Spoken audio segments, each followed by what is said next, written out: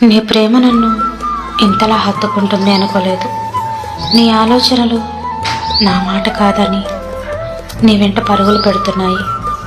నా మది నన్ను ఓడించి నీ గురించి కలలు కంటోంది. నా స్వప్నాలన్నీ నీతో కలిసి వేసే అడుగులతో నిండిపోయాయి. నువ్వు లేని ప్రపంచాన్ని ఊహించలేను అంటోంది నా హృదయం. ముజి, నీ మౌనం వెనుక దాగున్న భావాలను కూడా నా కళ్ళు చదవగలుగుతున్నాయి తెలుసా.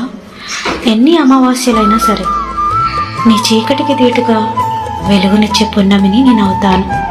చుట్టూ పరుచుకున్న ఎండమావులను సైతం కసిరి జలపాతపు సుగంధాలను వెదజల్లుతాను.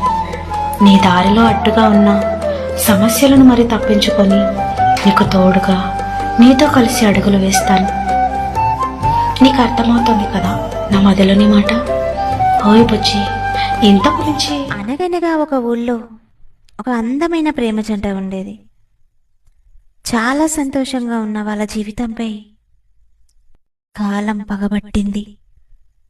వారి ప్రేమ నచ్చని అమ్మాయి తల్లిదండ్రులు అమ్మాయిని మరొక అబ్బాయికిచ్చి పెళ్లి చేయాలి అనుకున్నారు. విషయం తెలుసుకున్న అమ్మాయి తన తల్లిదండ్రులకి తను ప్రేమించిన వ్యక్తిని తీసుకువచ్చి పెళ్లి చేయమని ఎంతగానో ప్రాధేయపడింది. కానీ అమ్మాయి తల్లిదండ్రులు తన మాట వినకుండా అబ్బాయిని బాగా కొట్టి బయటకి గెంటేస్తారు. అమ్మాయికి వెంటనే పెళ్లి చేయాలి అని ముహూర్తాలు పెట్టుకోవడానికి పక్క ఊరిలో ఉన్న అయ్యగారి దగ్గరికి వెళ్తారు. వెళ్లే ముందు అమ్మాయిని గదిలో వేసి తాళం పెట్టి మరీ వెళ్తారు.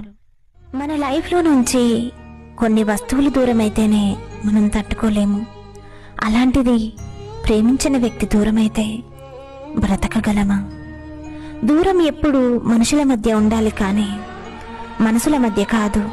దూరం మనుషుల మధ్య ఏర్పడితే వారి ఆలోచనలతో బ్రతికేయచ్చు. అదే మనసుల మధ్య ఏర్పడితే వారితో గడిపిన క్షణాలను తలుచుకుంటూ కన్నీళ్లకు తోడుగా బాధతో బ్రతకాల్సి వస్తుంది. నువ్వు దగ్గరున్నప్పుడు ఎలా ఉండేదానినో నీకు తెలుసు.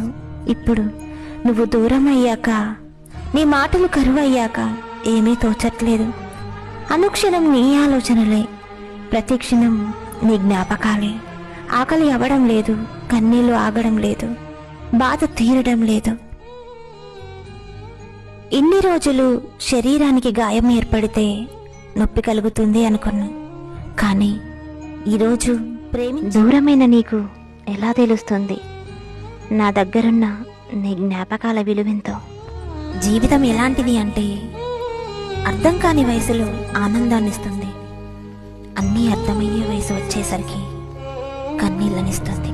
అలాంటి ఈ జీవితంలో మీరు ఎవరినైనా ఒక్కసారి హద్దులు దాటి ప్రేమిస్తే ఆ ప్రేమ మిమ్మల్ని జీవితాంతం వేధిస్తూనే ఉంటుంది. నా మనిషే కదా అని నేను అతిగా ఆశపడ్డాను. అందుకే ఈరోజు నేను కొన్నంత బాధతో ఒంటరిగా మిగిలిపోయాను. అందరికీ చెప్తున్నాను, గుర్తించుకోండి. ఒకప్పుడు మీరు చేసిన ప్రతి మెసేజ్కి రిప్లై ఇస్తూ చాటింగ్ చేస్తూ మిమ్మల్ని నవ్వించిన వాళ్ళు ఇప్పుడు మీ మెసేజ్ని చూసి కూడా రిప్లై ఇవ్వడం లేదు అంటే దాని అర్థం ఏంటో తెలుసా? వారికి మీరు కేవలం టైంపాస్ మాత్రమే అని. నేను నీ ప్రేమను భరించాను, నీ అలకను భరించాను, నీ కోపాన్ని భరించాను, నీ చికాకును భరించాను. ఇప్పుడు నీ దూరాన్ని కూడా. ఎందుకు నాకు ఇంత పెద్ద శాపం? నన్ను చూస్తే పాపం అనిపించడం లేదా నీకు? నేను కన్న కలలు అన్నీ నా కళ్ళ ముందే కూలిపోతున్నాయి.